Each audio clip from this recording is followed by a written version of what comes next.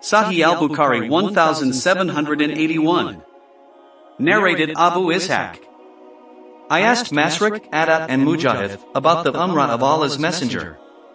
They said, Allah's Messenger had performed Umrah in Dil Quwayda before he performed Hajj. I heard al-Bara bin Azib saying, Allah's Messenger had performed Umrah in Dil Quwayda twice before he performed Hajj. Sahih al-Bukhari 1782. Narrated Atta. I heard Ibn Abbas saying, Allah's Messenger asked an Ansari woman, Ibn Abbas named her but Atta forgot her name, what prevented you from performing Hajj with us? She replied, we have a camel and the father of so-and-so and his son, i.e. her husband and her son, rode it and left one camel for us to use for irrigation. He said to her, perform Umrah when Ramadan comes, for Umrah in Ramadan is equal to Hajj in reward, or said something similar. Sahih al-Bukhari 1783. Narrated Aisha.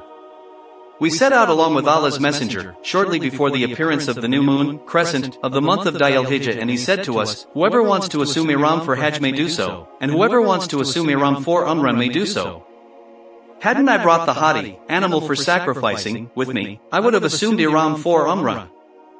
Aisha added, so some of us assumed Ihram for Umrah while the others for Hajj. I was amongst those who assumed Ihram for Umrah. The day of Arafat approached and I was still menstruating. I complained to the Prophet about that, and he said, abandon your Umrah, undo and comb your hair, and assume Ihram for Hajj. When it was the night of Hasba, he sent Abdur Rahman with me to At-Tanim and I assumed Ihram for Umrah, and performed it, in lieu of my missed Umrah. Sahih al-Bukhari 1784. Narrated Amr bin Aus. Abdurrahman bin Abu Bakr told me that the Prophet had ordered him to let Aisha ride behind him and to make her perform Umrah from At-Tanim. Sahih al-Bukhari 1785.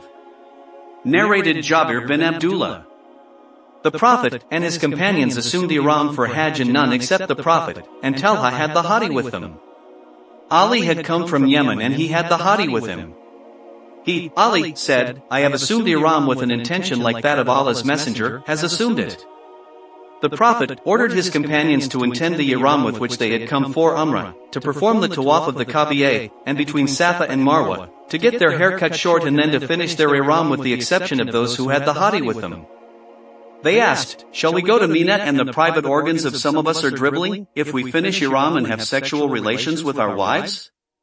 The Prophet heard that and said, had I known what I know now, I would not have brought the hadi. If I did not have the hadi with me I would have finished my Ihram. Aisha got her menses and performed all the ceremonies of Hajj, except the Tawaf. So when she became clean from her menses, and she had performed the Tawaf of the Kaaba, she said, O Allah's Messenger, you, people, are returning with both Hajj and Umrah and I am returning only with Hajj. So, he ordered Abdur Rahman bin Abu Bakr to go with her to At-Tanim. Thus she performed Umrah after the Hajj in the month of Dhul Hijjah.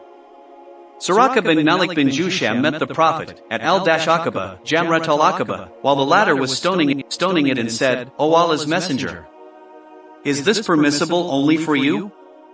The Prophet replied, no, it is forever, i.e. it is permissible for all Muslims to perform Umrah before Hajj. Sahih al-Bukhari 1786. Narrated Aisha.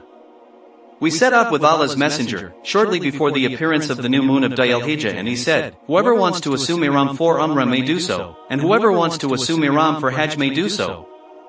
Had not I brought the hadi with me, I would have assumed Ihram for Umrah. Some of the people assumed Ihram for Umrah while others for Hajj. I was amongst those who had assumed Ihram for Umrah. I got my menses before entering Mecca, and was menstruating till the day of Arafat. I complained to Allah's Messenger about it, he said, abandon your Umrah, undo and comb your hair, and assume Ihram for Hajj. So, I did that accordingly. When it was the night of Hasba, day of departure from Mina, the Prophet sent Abdur Rahman with me to At-Tanim. The sub-narrator adds, he, Abdur Rahman, let her ride behind him. And she assumed Ihram for Umrah in lieu of the abandoned one. Aisha completed her Hajj and Umrah, and no hadi, sadaqah, charity, or fasting was obligatory for her. Sahih al-Bukhari 1787. Narrated Al-Aswad. That Aisha said, O Allah's Messenger, the people are returning after performing the two nusuks, i.e. Hajj and Umrah, but I am returning with one only? He said, wait till you become clean from your menses and then go to At-Tanim, assume Ihram, and after performing Umrah, join us at such and such a place. But it, i.e. the reward if Umrah, is according to your expenses or the hardship, which you will undergo while performing it. Sahih al-Bukhari 1788. Narrated Aisha. We set out assuming the Ihram for Hajj in the months of Hajj towards the sacred precincts of Hajj. We dismounted at Sarif and the Prophet said to his companions, whoever has not got the hadi with him and likes to make it as Umrah, he should do it, but he who has got the hadi with him should not do it.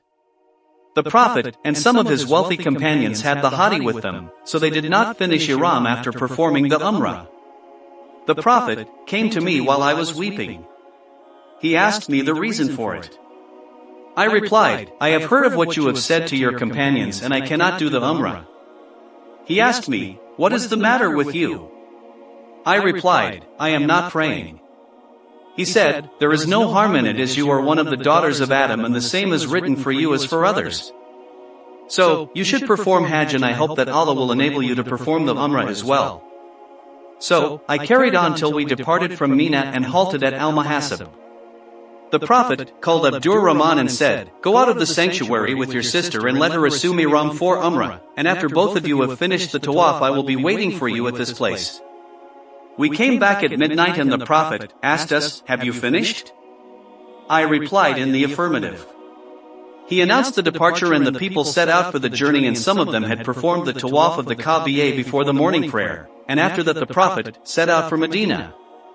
Sahih al-Bukhari 1789. Narrated Safwan bin Yala bin Umayyah from his father who said, a man came to the Prophet while he was at Jirana. The man was wearing a cloak which had traces of kaluk or sufra, a kind of perfume. The man asked the Prophet, what do you order me to perform in my Umrah? So, Allah inspired the Prophet divinely and he was screened by a place of cloth. I wished to see the Prophet being divinely inspired. Umar said to me, come. Will you be pleased to look at the Prophet while Allah is inspiring him? I replied in the affirmative. Umar lifted one corner of the cloth and I looked at the Prophet who was snoring. The sub-narrator thought that he said, the snoring was like that of a camel. When that state was over, the Prophet asked, where is the questioner who asked about Umrah?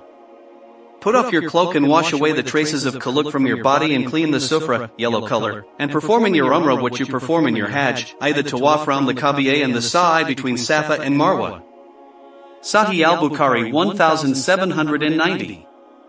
Narrated Hisham ibn Urwa from his father who said, while I was a youngster, I asked Aisha the wife of the Prophet, what about the meaning of the statement of Allah, verily? The mountains, as Safa and Al-Marwa, are among the symbols of Allah. So, it is not harmful if those who perform Hajj or Umrah of the house, Kaaba at Mecca, to perform the going, Tawaf, between them? 2.158 I understand, from that there is no harm if somebody does not perform the Tawaf between them. Aisha replied, no, for if it were as you are saying, then the recitation would have been like this, it is not harmful not to perform Tawaf between them. This verse was revealed in connection with the Ansar who used to assume the Ihram for the idol Manat which was put beside a place called Qudayt and those people thought it not right to perform the Tawaf of as Safa and Al-Marwa. When Islam came, they asked Allah's Messenger about that and Allah revealed the verily. The mountains, as Safa and Al-Marwa are among the symbols of Allah. So, it is not harmful of those who perform Hajj or Umrah of the house, Kaaba at Mecca, to perform the going, Tawaf, between them.